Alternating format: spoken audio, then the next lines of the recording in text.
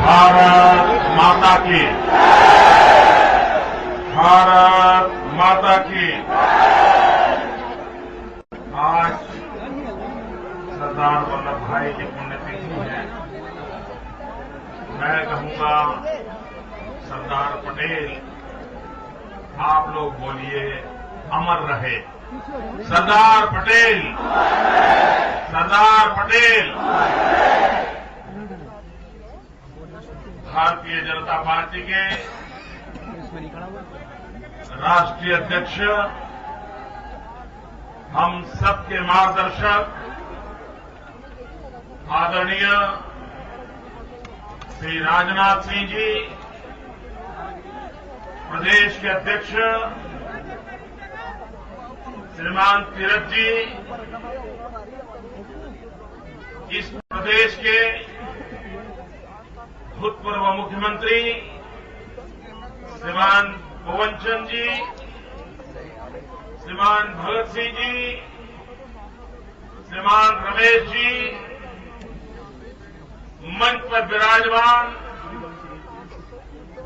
Party के सभी वरिष्ठ महानुभाव और विशाल संख्या में पधारे हुए इस देवभूमि के प्यारे भाइयों और बहनों,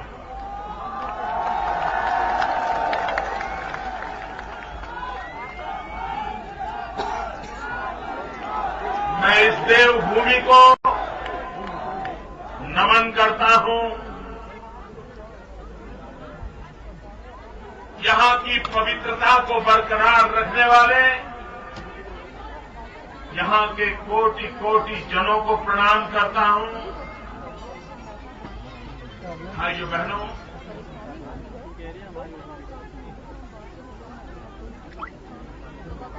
देहरादून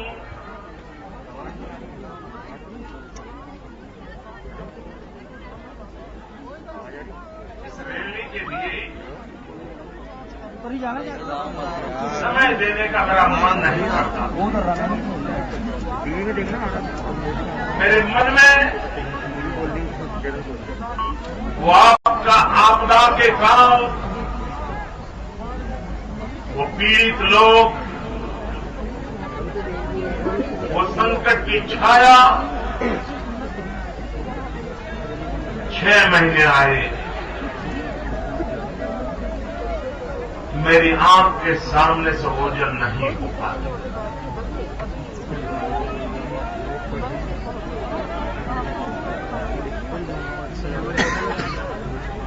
मुझे सबसे ज्यादा पीड़ा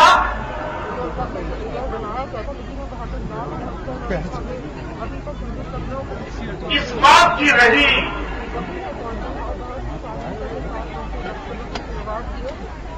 क्या राजनीति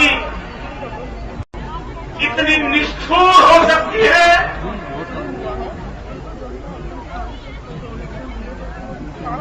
कि कोई अपनों के दुख दर्द भी न बांट सके।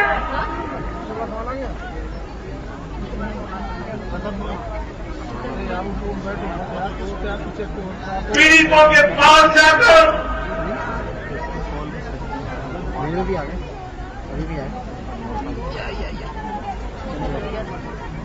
उनके आंसू पोंछ न सके।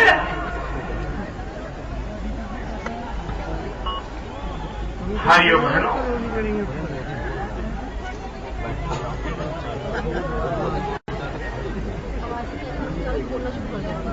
मैं उस दुख की घड़ी में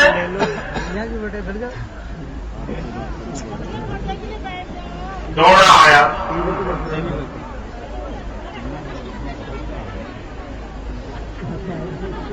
लेकिन राजनीतिक निष्ठुरता ने मुझे यहां से विदाई कर दिया।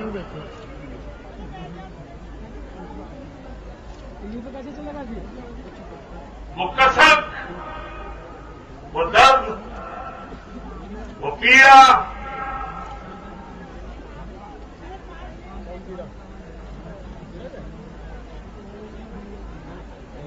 आज भी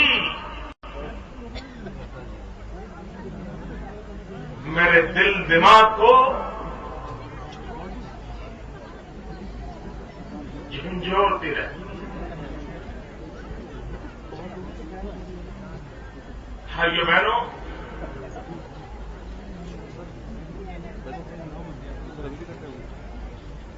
मुझे चिंता अभी भी हो रही। कठिन मौसम शुरू हो रहा है। वक्त के बीच ये पीड़ित परिवार कैसे गुजारा करेंगे, कैसे जीवन बिताएंगे। भाइयों बहनों, हमारे यहां भूकंप आया था। गुजरात मौत की चादर ओढ़ करके सोया, लेकिन दुनिया के किसी कोने से किसी ने भी मदद का हाथ फैलाया, हमने तुरंत उसको गले लगाया। आओ भाई, हम दुख में हैं, संकट में हैं, आओ जो भी मदद कर सकते हो करो। हमने सबसे मदद दी। उत्तराखंड ने भी हमारी मदद की, पाकिस्तान ने भी मदद की थी दोस्तों, और हमने मदद ली थी। दुख और दर्द के समय राजनीति का साया पीड़ितों की पीड़ा को अगर बढ़ा दे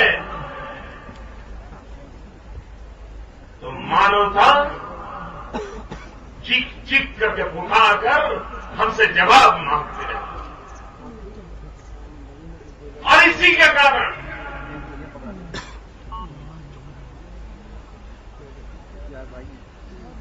मन में हमेशा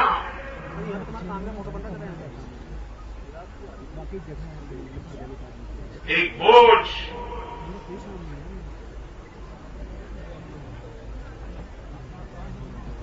भाइयों बहनों,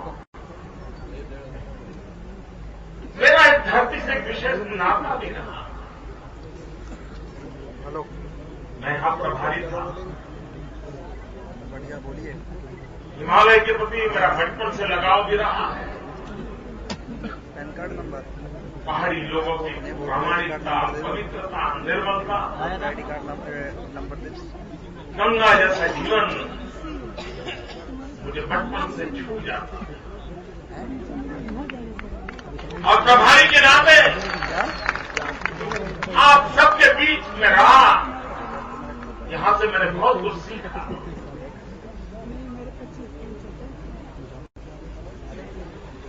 इस धरती ने मुझे बहुत कुछ दिया।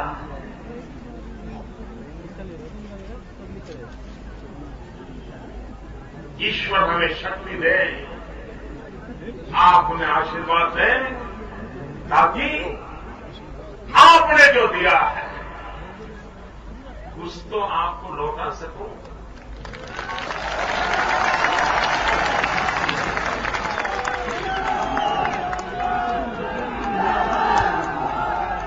लेकिन भाइयों बहनों,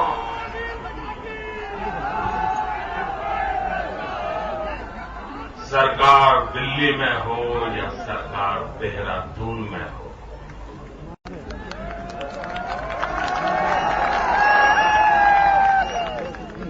ये जनता से कटे हुए लोग हैं और ये मन से छटे हुए लोग हैं।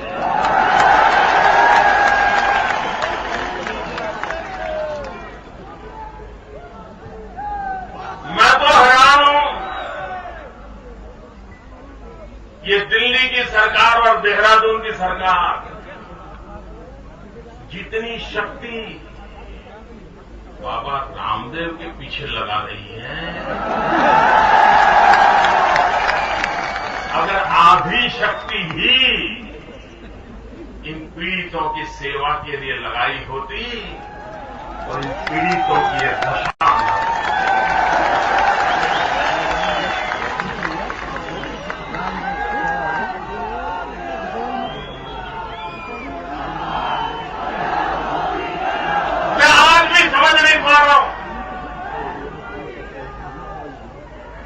कांग्रेस पार्टी की एक कौन सी राजनीतिक सोच है?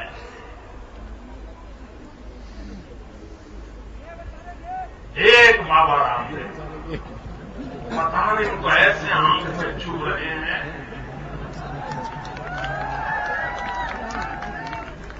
वो लोगों को सांस लेने के लिए कह रहे हैं और कांग्रेस की सांस जा रही है।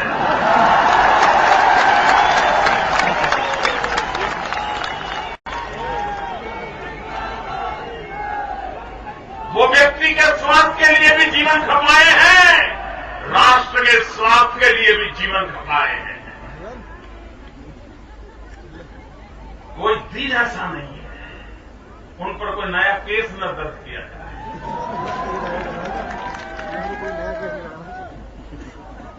भाइयों बहनों, आप मुझे बताइए, क्या ये लोकतंत्र है? क्या ये व्यवहार उचित है? क्या यहां पर हमारे भुवन चंद जी ने सरकार चलाई, भगत सिंह जी ने चलाई, रमेश जी ने चलाई, कोई कांग्रेस को परेशान किया है क्या? ये तौर तरीके होते हैं क्या लोकतंत्र का? क्या यही हाथ होगा क्या? और भाइयों बहनों,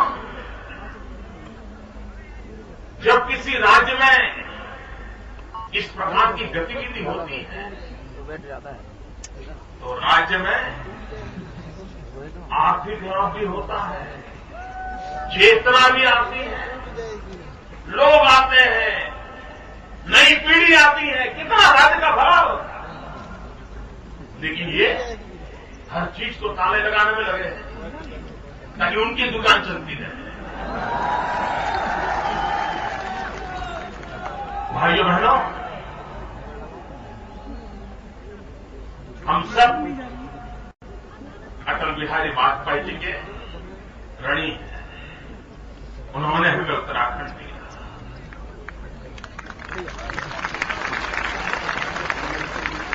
और ये भी सौभाग्य देखिए कि राजनाथ सिंह जी जब मुख्यमंत्री थे उसी समय वाजपेयी जी ने हमें उत्तराखंड दिया। और उस समय उत्तराखंड बना तो उस राज्य कांग्रेस के हाथ में आया, लेकिन उसके बावजूद भी देशभक्ति क्या होती है, समाज भक्ति क्या होती है, वाजपेयी जी ने ये नहीं सोचा कि यहां तो अब कांग्रेस की सरकार है, वो करेंगे मरेंगे, जो होगा सो होगा, ऐसा नहीं सोचा। उन्होंने सोचा उत्तराखंड भी हमारा है। उन्होंने पैकेज दिया, 10 साल के लिए पैकेज दिया, और ये नहीं देखा किसकी सरकार है। लेकिन इन्होंने आकर के क्या किया, 10 साल में से 7 साल कर दिया। हजारों करोड़ रुपयों की लागत से कारखाने आ रहे थे।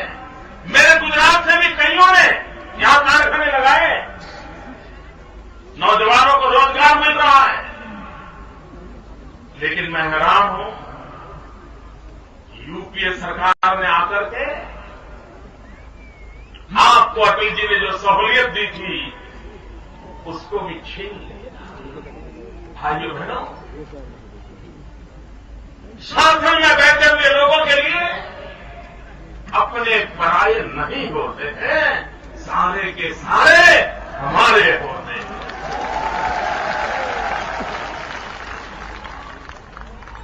लेकिन भाइयों बहनों, हम बहुत सालों में यहां एक बात सुनते थे, जब भी आते थे, कोई भी बात हो, कोई कार्यक्रम करना हो, यहाँ की मीटिंग करना हो, तो ये कहावत तो मुझे मेरे दिमाग में ठूस ठूस में भरती गई। बोले मोदी जी गुजरात नहीं है, ऐसा मुझे कहते थे जब मैं काम करता था। बोले आप पहाड़ को नहीं जानते, यहां की जवानी और यहां का पानी हमारे काम नहीं आता। ये मुझे मानना, यहां की जवानी और यहां का पानी पहाड़ के काम नहीं आता। भाइयों बहनों, अब वक्त बदल चुका है। अब विज्ञान पानी को भी पहाड़ के काम में आ सकता है और जवानी पहाड़ को खुशियों से भर सकती है।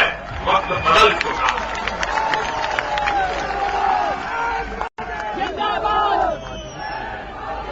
भाइयों बहनों, इतना पानी पहाड़ों में हो और देश में अंधेरा हो, इसका कारण क्या? आप लोगों का जवाब अजीब है। बिल्कुल जल विद्युत परियोजनाएं वो पानी को ऊर्जा में परिवर्तित कर सकती है और ऊर्जा न पहाड़ों की लेकिन राष्ट्र की शक्ति बन सकती है और वो किया जा सकता है। लेकिन इनको न समय है, न करना है, न सोच है। वो तो चाहते हैं लोग गरीब रहें, लोग ऐसे ही रहे ताकि उनकी सरकारें चलती रहे। भाइयों बहनों, आज मेरे इस पहाड़ों का नौजवान इतनी अच्छी मौसम छोड़कर, इतना बढ़िया माहौल छोड़कर शहरों की झुग्गी झोपड़ी में जाने के लिए मजबूर क्यों हो रहा? बूढ़े मां बाप को छोड़कर के नौजवान को क्यों जाना पड़ता है? सारी दुनिया के कई देश हैं जो सिर्फ टूरिज्म पर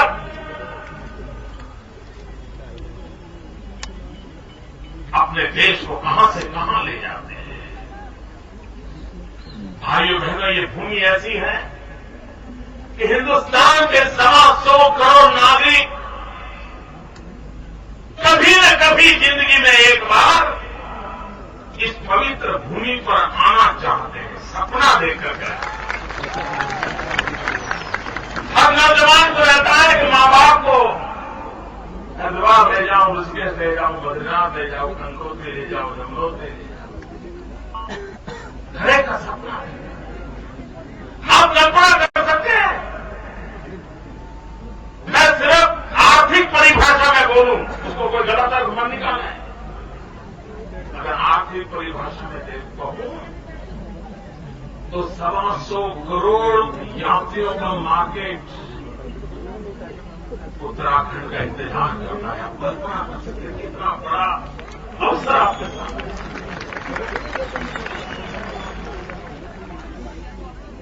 क्यों विकास नहीं होगा? क्यों लोगों को उनके नसीब पर छोड़ दिया जाता? भाइयों बहनों, पूरे विश्व में आज टूरिज्म उद्योग सबसे तेज गति से विकास हो रहा उद्योग माना जाता है। $3 ट्रिलियन के व्यापार की संभावनाएं टूरिज्म में पड़ी हुई है। हिंदुस्तान के लोगों की आस्था है और दुनिया के लोगों के मन में भी जो शांति की खोज में है, जो वैभव से ऊब चुके हैं, वे भी इस धरती की शरण में आने के लिए जगह ढूंढ रहे हैं। हम न सिर्फ हिंदुस्तान, सारी दुनिया को उत्तराखंड के चरणों में लाकर के खड़ा कर सकते हैं।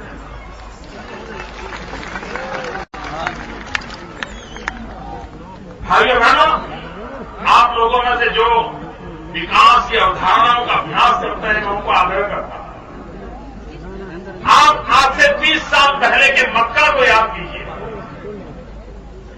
30 साल पहले मक्का का रूप क्या था? बहुत गिने गिने लोग आते थे, व्यवस्थाएं बहुत सामान्य थी।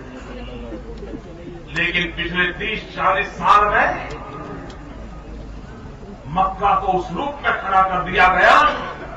आज दुनिया में सबसे ज्यादा यात्री किसी एक स्थान पर आते होंगे, वो स्थान मक्का बन गया है। खरबों खरबों का दौड़ का ढेर वहां हो रहा है।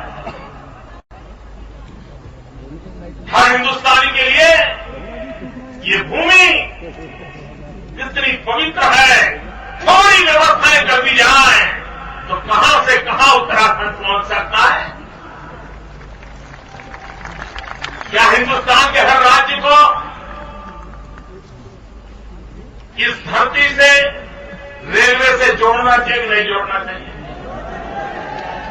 अगर केरल से सीधी ट्रेन यहां आती है, चेन्नई से आती है, अहमदाबाद से आती है, आप मुझे बताइए यहां यात्रियों की कमी रहेगी क्या? यहां की आर्थिक सुविधाएं बढ़ेगी नहीं बढ़ेगी? लेकिन इनको ये समझ नहीं आता है। उनको लगता है हिंदुस्तान के हर कोने से ट्रेन दिल्ली तो आनी चाहिए, लेकिन देश का दिल उत्तराखंड में है, वहां भी तो आनी चाहिए।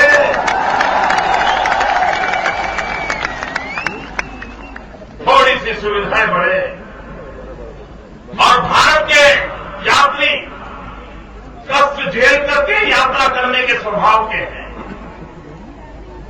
अगर उनकी चिंता की जाए, अगर यहां का सार्वजनिक जीवन में उन आदतों को लाया जाए, कितना बड़ा परिणाम मिल सकता है। भाइयों बहनों, हिंदुस्तान में औद्योगिक विकास के लिए एसईजेड की संकल्पना की गई, व्यवस्था खड़ी की गई है और एसईजेड की चर्चा स्पेशल इकोनॉमिक जोन उसकी बराबर हुआ करती है। मैं कहता हूं उत्तराखंड तो सदियों से एसईजेड है और मेरी एसईजेड की परिभाषा है स्पिरिचुअल एनवायरमेंट जोन। यह आध्यात्मिक पर्यावरण का जोन है पूरा। उसी पर बल देकर के आध्यात्म की खोज में जो चाहते हैं उनके लिए एक स्वर्ग भूमि के नाते हम आकर्षित कर सकते हैं।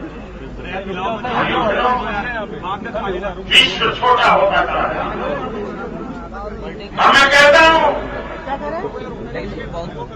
Terrorism divides, tourism unites. जितना ज्यादा आप मुझे कहिए एडवेंचर टूरिज्म के लिए कितना स्कोप, क्या हमारे पास एडवेंचर टूरिज्म के लिए स्कूल्स हैं क्या? नहीं बनाई जा सकती क्या? जब समर वेकेशन हो पूरा हिंदुस्तान में नौजवानों को एडवेंचर टूरिज्म में ला करके हर गांव में कैंप लग सकते नहीं लग सकते? यहां की आबादी से 3 गुना लोग यहां एडवेंचर टूरिज्म के लिए आ सकते हैं, 3-3 महीने के लिए आ सकते हैं। रोजी रोटी के लिए बाहर जाना पड़ेगा क्या? जिस प्रकार से ये उत्तराखंड स्पिरिचुअल एनवायरमेंट जोन है, वैसा उसका दूसरा भी एक एसईजेड कैरेक्टर है। ये भूमि ऐसी है जो देश को सुरक्षा के लिए ताकत देती है।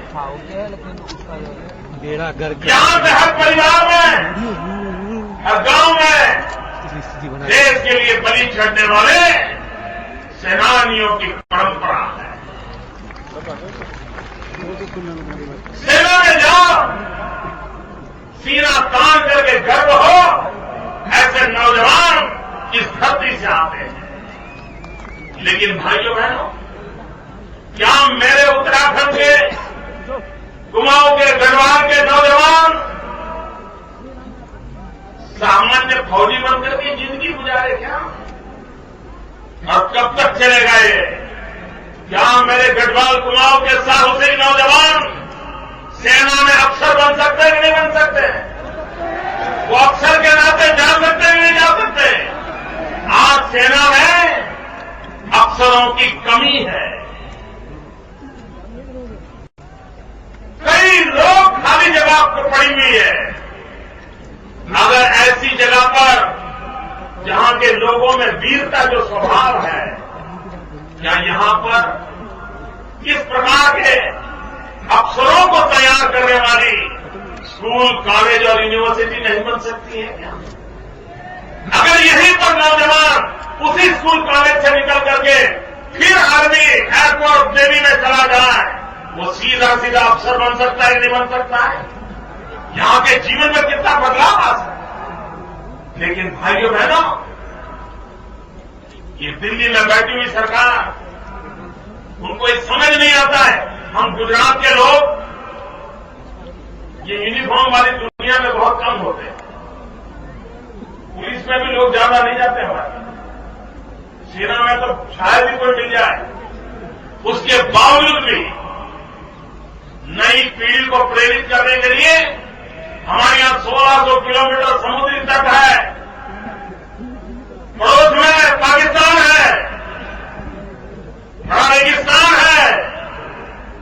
हमें लगा कि हमें अपने पैरों पर तैयारी करनी चाहिए और हमने अलग रक्षा शक्ति यूनिवर्सिटी बनाई है। और जो लोग देश की सेवा करना चाहते हैं, यूनिफॉर्म में रहना चाहते हैं, हम उनको 10वीं कक्षा के बाद उसी में एडमिशन देकर के हम उनको तैयार करने लगे। जिस राज्य का ये स्वभाव नहीं है, वहां भी अगर ये किया जा सकता है तो यहां की रगों में वीरता है, यहां की रगों में शौर्य है। यहां के लोग सेना में जाकर के भारत मां की रक्षा करने के लिए, अपना जीवन देने के लिए परंपरा से, सदियों से नई नई ऊंचाइयों को सर करते रहे हैं। क्या उनके जीवन के लिए ये व्यवस्था नहीं हो सकती है? भाइयों बहनों, जब लक्ष्मण जी मूर्छित हो गए, रामायण में कथा आती है, और उनकी बीमारी से मुक्त करवाना, मूर्छा से मुक्त करवाना, क्या कहा गया? राम जी ने हनुमान जी को कहा, हिमालय जाइए, जड़ी बूटी ले आइए।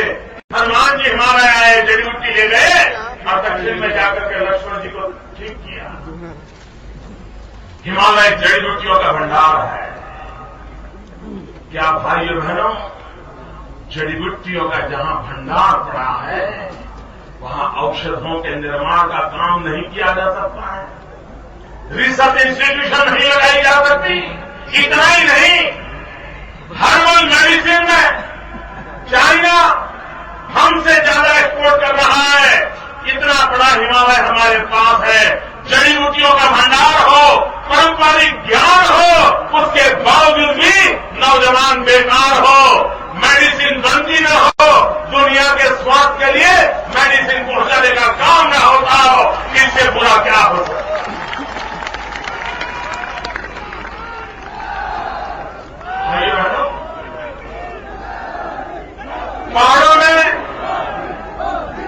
पहाड़ों में माता बहनें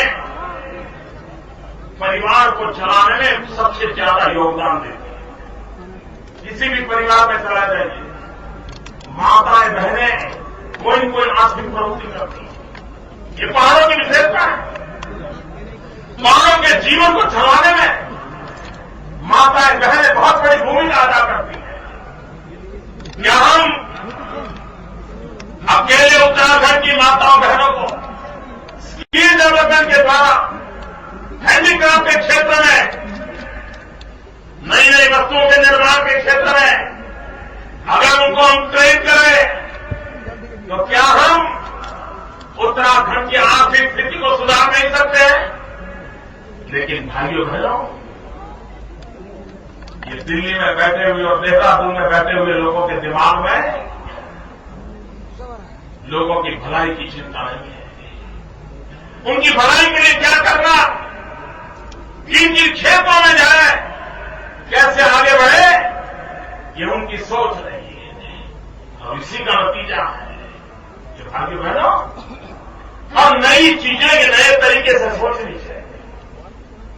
मैं देख रहा हूं हिंदुस्तान भर से नौजवान हमारे गुजरात में रोजी रोटी कमाने आते हैं, मेहनत करते हैं, ईमानदारी से मेहनत करते हैं। हमने एक कंपनी को कहा, मैंने कहा भाई मेरा एक सुझाव है, तुम एक पायलट प्रोजेक्ट कर सकते हो क्या? उन्होंने कहा क्या? मैंने कहा मैं कानून मानूं तो बाद में देख लूंगा, लेकिन मुझे एक काम करो। हमने कहा कि इतने लोग वहां से तुम्हारे आकर के काम करते हैं और वो 8 घंटे काम करते हैं, हफ्ते में 6 दिन काम करते हैं, क्या उसके हिसाब से तुम एक अंदाज लगाओ कि एक व्यक्ति 1 महीने में कितना आउटपुट देता है, और उसके हिसाब से तुम उसको कह दो कि मैं देखो इस महीने में तुम्हें इतना काम करना है। फिर वो 6 घंटे काम करे, 8 घंटे करे, 10 घंटे करे, 12 घंटे इसको करने दो। और फिर अगर वो साल भर का काम 6 महीने में कर देता है तो उसको तनख्वाह के साथ, पगार के साथ, पेमेंट के साथ 6 महीने की छुट्टी दो।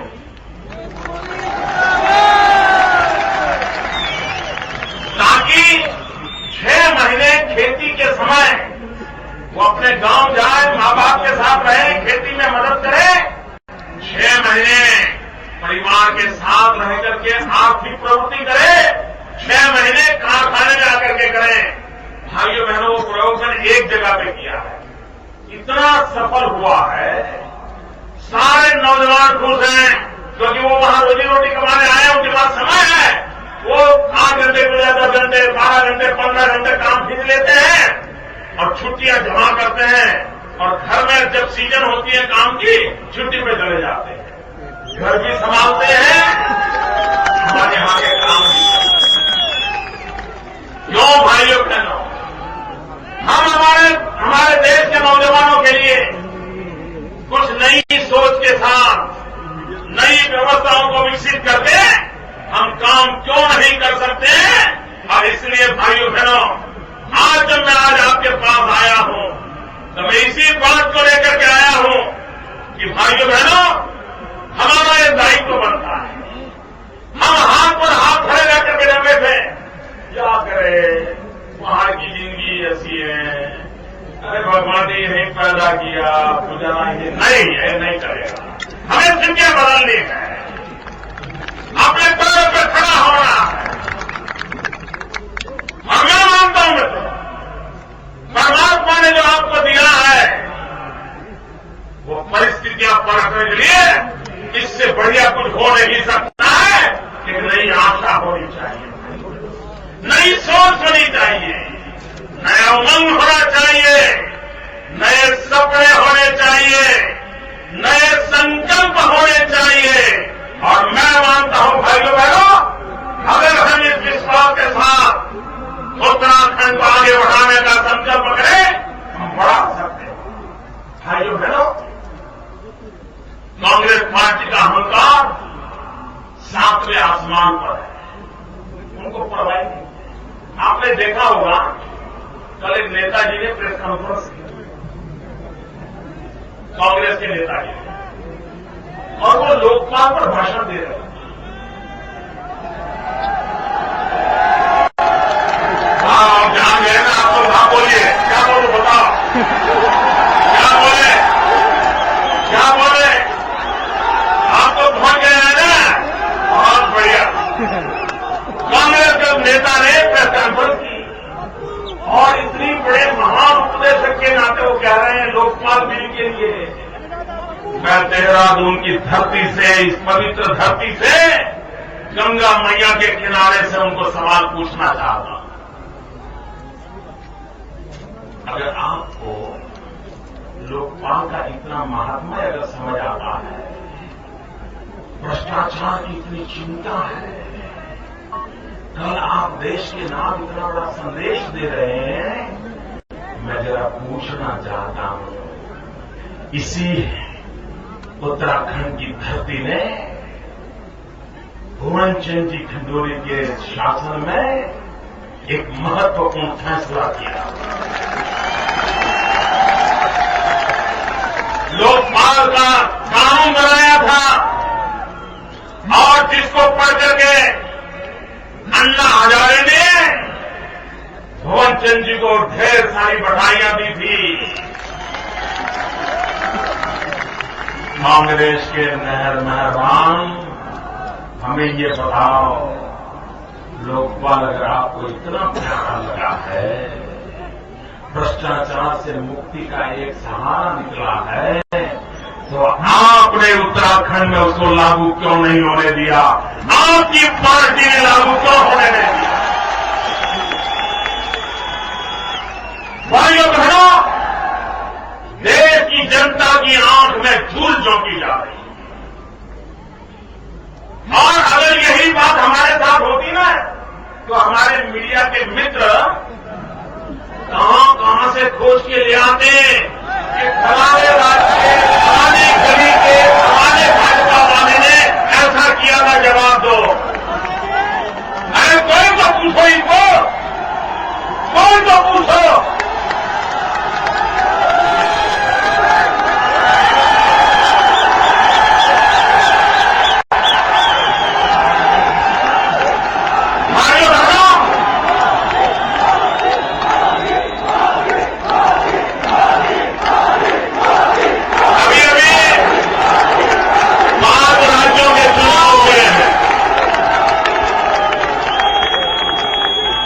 अभी 5 राज्यों के चुनाव हुए हैं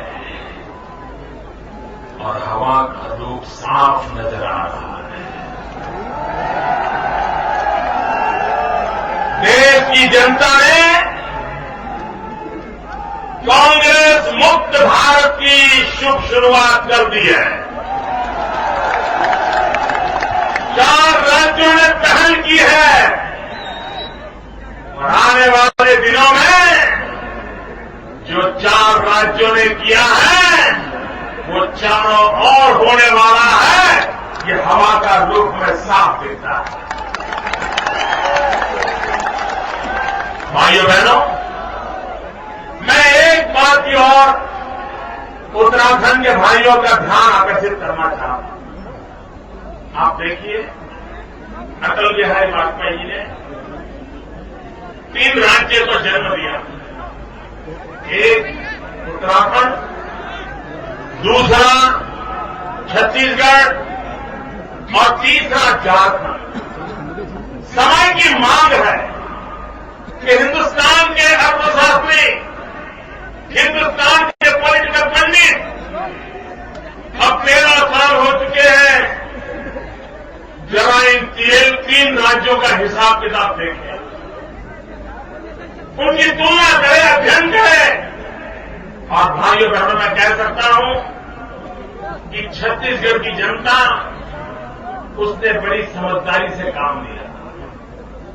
उसने बार बार लगातार भाजपा को चुन करके बिठाया और उसका कारण ये हुआ है कि आज छत्तीसगढ़ हिंदुस्तान के समृद्ध राज्यों की बराबरी की तरफ आगे बढ़ रहा है। लेकिन झारखंड और उत्तराखंड पिछड़ गए। क्यों? यहां की जनता ने बार बार दल बदले, सरकारें बदली, नेता बदले, अस्थिरता बनी रही और उसके कारण उत्तराखंड को बहुत नुकसान हुआ है। भाइयों बहनों, अब प्रयोग बहुत कर लिए, एक बार भरोसा कर लीजिए।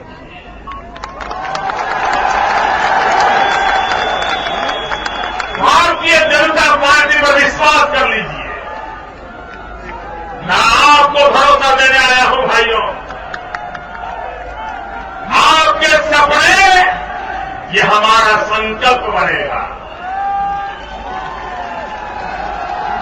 आपकी इच्छा ये हमारा आदर्श होगा।